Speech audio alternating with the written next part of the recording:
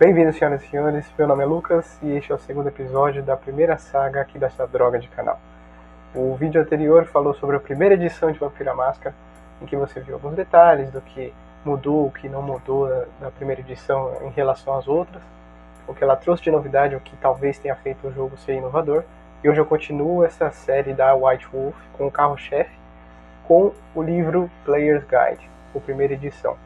Bom, antes de mais nada eu quero agradecer ao Wellington Félix. Eu esqueci de agradecer ele porque ele fez a arte do canal, ficou muito boa, apesar dele não ter entendido nada. Eu gostei muito e tá muito boa e muito do que eu realmente queria para essa imagem. Quero agradecer também ao Rafael Oliveira, PH, mano, valeu por ter acreditado aí nesse projeto, obrigado por ter divulgado, ter levado até o Rua Amadeu.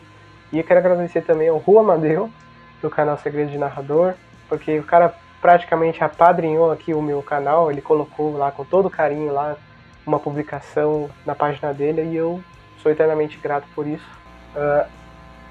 Eu já digo logo de começo que eu não vou analisar a capa de todos os livros que eu colocar aqui, mas tem uma coisa muito interessante sobre esse aqui que eu acho que é importante colocar aqui nesse vídeo. Recentemente eu assisti o documentário da World of Darkness, que foi produzido em 2017, com algumas gravações antigas sobre como que a empresa surgiu, desde a revista e tal. E eu descobri uma coisa interessante. Essa foto que vocês viram aqui logo no começo do vídeo, ela seria a capa oficial de Vampiro à Máscara, porque eles tinham feito o desenho, não tinha ficado legal, e aí eles contrataram um fotógrafo para fazer a capa especial. Eles não tinham orçamento nenhum para fazer a capa, então acabou que teve essa ideia das rosas, pegar o mármore verde ali, tirou a foto e ficou bacana, ficou bem original. Acho que ficou de um péssimo gosto colocar essa imagem em qualquer livro. Poderia ser até uma imagem qualquer dentro de qualquer outro livro, porque usar isso aqui como capa eu acho que não foi uma boa ideia. Se você vê com atenção, a capa não faz sentido nenhum. É um cara com uma moto destruída ao fundo, uma mão feminina puxando ele de mãos cruzadas, assim, com uma gotinha de sangue no olho, tipo chorando, sem sentido nenhum. E ainda bem que ele não colocou isso como capa da primeira edição, porque talvez isso não chamaria atenção e não fizesse o sucesso que fez. Logo de início ele fala que o livro é mais voltado para a mecânica. Por mais que seja óbvio a gente falar que é um livro de jogadores e a gente vai ter elementos em que os jogadores se deleitem em cima de armas, disciplinas novas, clãs novos, é importante também focar que a proposta da White Wolf com Vampiro à Máscara era mais interpretativa. E isso também está incluso aqui no livro. Na introdução do livro a gente tem uma outra forma de apresentar o mundo das trevas, né? o cenário de Vampiro à Máscara.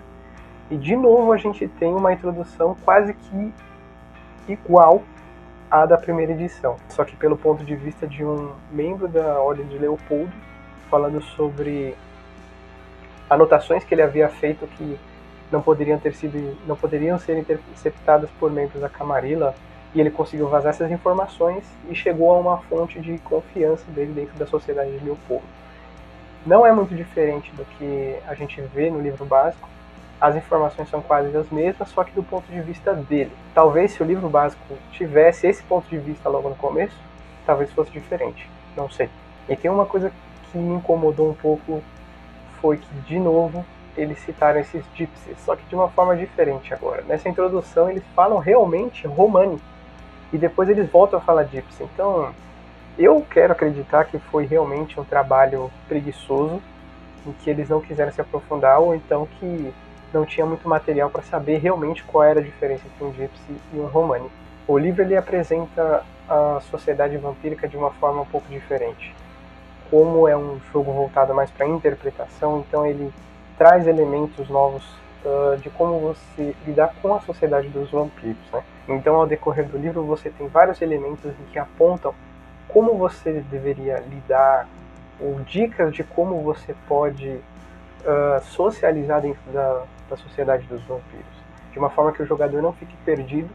E acho que uma coisa mais importante, né, que ele não precisa de fato ler o livro base para ele entender o que é o jogo de fato, né?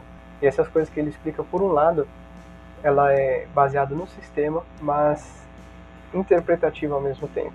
Então ele dá uma forma nova de você encarar status, ele apresenta status como uma forma de você permanecer na hierarquia, e como um jogador que não tem status, sendo um neófito, ele vai encarar essa hierarquia de idade dentro da seita ou dentro de qualquer outra seita que ele faça, porque o foco da primeira edição ela é claramente a Camarilla. Então quando a gente pega status, ela se refere quase que exclusivamente a Camarilla. A gente não consegue ver outras seitas ali sendo abordadas, né? Você teria que fazer uma outra leitura disso, e a gente vai ver mais pra frente outros livros. E particularmente eu acho importante que os jogadores eles entendam esse status, para que não seja simplesmente eles façam o que eles quiserem, e realmente entendam que a sociedade mortal e a sociedade cainita, elas não são tão diferentes assim, e você não pode fazer exatamente o que você quer. E dentro desse sistema ele também apresenta as arpias como uma novidade. Se você não sabe o que é a arpia ela é como se fosse as encarregadas pela ascensão e queda social das pessoas dentro da Camarilla. Aqui ele explica certinho, talvez a gente encontre mais detalhes no livro da Camarilla em si, mas aqui ele explica bem detalhado como que a arpia ela influencia nos atos do vampiro, por ser mal vista pelos mais velhos, pelos companheiros de seita, e como ela também ajuda você a ascender socialmente, caso você faça alguma coisa benéfica ou que seja benéfica para ela mesma. E ele aborda uma forma bem interessante de você fazer isso, que são os favores. Esses favores, eu não vou entrar em detalhe, eu acho que eu vou colocar isso no canal, para que você possa abordar, você mestre possa abordar de uma forma mais sólida nas hierarquias, nas inter-relações entre seus jogadores e os NPCs, como que funcionam esses favores. Mas basicamente, quando pedem para você, ou quando você pede algum favor, é como se tivesse um voto de dependência entre as pessoas que estão relacionadas dentro desse acordo. Então, vampiros mais velhos, eles quase não pedem favores para os vampiros mais novos, ou com pouco status dentro da seita, justamente porque você ficar à mercê de alguém de pouca influência não é tão bem visto socialmente, né? E apresenta também outro antecedente sem mostrar nenhum tipo de bolinha, evolução, nível 1, nível 2, nível 3, nível 4. Ele apresenta simplesmente como funciona esse antecedente e como que funciona a estrutura de cada clã. O prestígio de clã, para ele ser trabalhado em mesa, ele também apresenta no livro como que cada clã é organizado, cada um dos 7 clãs, claro. E aí ele coloca como que essa influência funciona dentro daquele clã e como que o jogador pode se beneficiar a partir daquilo. E ele traz também umas ideias de interpretação. Por exemplo, se você acha que o seu personagem está meio sem objetivo, meio jogado, não sei, você pode dar uma lida ali no livro, na parte do clã que você escolheu, e ele dá umas ideias de objetivo dentro do clã. Se você é um Tremere, por exemplo, você quer formar uma capela, seu objetivo é formar uma capela em algum lugar, uma capela independente, e você quer conquistar esse direito porque, uma vez que os Tremere é um clã muito rígido hierarquicamente, então o seu sonho é justamente ascender por meio da independência. Você conquistar a sua própria capela, então talvez se vê livre das amarras do clã. Talvez. Tem um capítulo específico em que ele vai trazer um pouco mais sobre a visão dos autores sobre o jogo. O capítulo ele diz exatamente que eles têm já uma visão sobre o jogo, cada um dos criadores, e lá você tem comentários de desenhistas, de escritores, de desenvolvedores, que eles colocam seus pontos de vista, sejam eles como jogadores, como narradores, sobre o mundo das trevas e o que seria realmente você estar envolvido dentro desse cenário. Muito interessante, ele se equivale bastante àquele final que você tem no livro básico da primeira edição, em que o Mark ele dá uma ideia do que ele queria com o Vampira Máscara, onde ele queria chegar lá. O livro também apresenta novos clãs. Na verdade, ele apresenta os outros clãs que são hoje conhecidos como os independentes. Ele também é apresentado como independentes aqui, mas ele dá uma certa abertura de que pode haver sim alguns deles dentro da Camarilla. Dentro da descrição desses clãs ele já coloca como cada um é organizado, como que funciona, quais são ali as tramas de cada um desses clãs. Ele já fala sobre Alamut na parte dos Assamitas, ele fala sobre esse acordo em que eles fazem com uma parcela de sangue da pessoa que contrata eles. Cita também, de uma forma bem interessante, que eles fizeram um acordo com a Camarilla para que deixassem de ser caçados em uma época em que eles estavam dando muito problema, em que eles estavam matando, destruindo vários vampiros. E é interessante porque eles falam que foi um acordo. Não sei, talvez mais pra frente a gente descubra se é ou não. Ele explica também a mitologia dos seguidores de Sete, dos Giovanni, como que eles surgiram exatamente, qual a influência deles. E eles falam sobre os Ravnus. Eu particularmente achei muito estranho como ele apresenta o clã Ravnus, porque a fraqueza do clã em si é a estigma social. Você é um Ravnus, você é descendente de Gypsies, então você automaticamente tem essa estigma social e é amaldiçoado por isso. Bom, eu já falei sobre isso, então acho que já ficou claro qual a minha opinião. E no momento em que ele também apresenta esses clãs, ele também mostra uma linhagem que ele diz lá que provavelmente foi um clã, e hoje em dia é uma linhagem porque ela não é fortalecida o suficiente para se tornar um clã, que são os Salubre.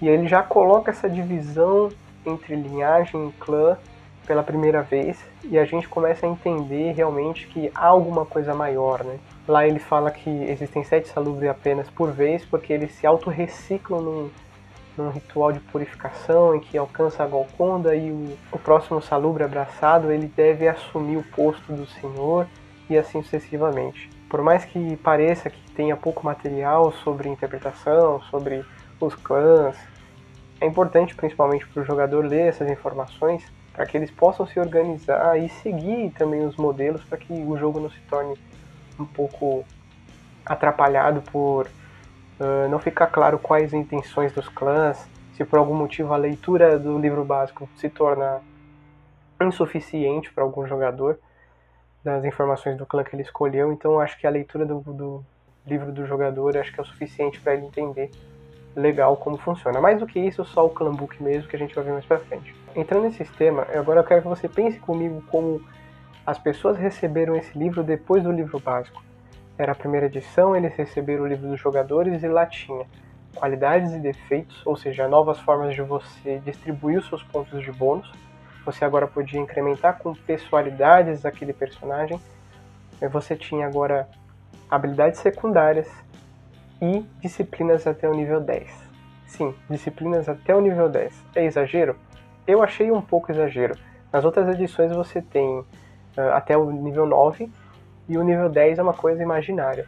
Uma vez que eu acho que se você colocar o nível 10, eu já ouvi em algum vídeo, vou ficar devendo agora onde eu ouvi isso, mas eu concordo plenamente que se você consegue saber o que é o poder de um antediluviano, e você conseguir pensar em alguma forma de você ir contra isso, pode ser que vire um metagame e talvez não seja o objetivo principal dentro de uma mesa. Pode ser que o jogador ele se torne ambicioso demais para alcançar uma geração apropriada para ele ter esse nível 10 de vez. Não que você apresentar o nível 10 seja o suficiente para causar essa ambição, mas que ajuda, ajuda. Principalmente nesse capítulo em que fala de Diablerie, em que ele vai falar com um anseio, falando que, ó, embora baixar a geração com XP não dá, você pode diablerizar. E aí ele vai logo em seguida e fala assim, ó, e aliás, falando nisso, olha aqui as disciplinas que tem nova, tem até o nível 10. E aí ele aborda também as habilidades secundárias. Eu particularmente uso muito a habilidade secundária, seja como narrador, seja como jogador. Eu sempre peço pro narrador para ver se eu posso utilizar alguma habilidade secundária, porque talvez aquelas habilidades sugeridas ali na planilha, na ficha, elas sejam genéricas demais, e eu vejo como uma forma de aprofundar o personagem quando você coloca uma habilidade secundária.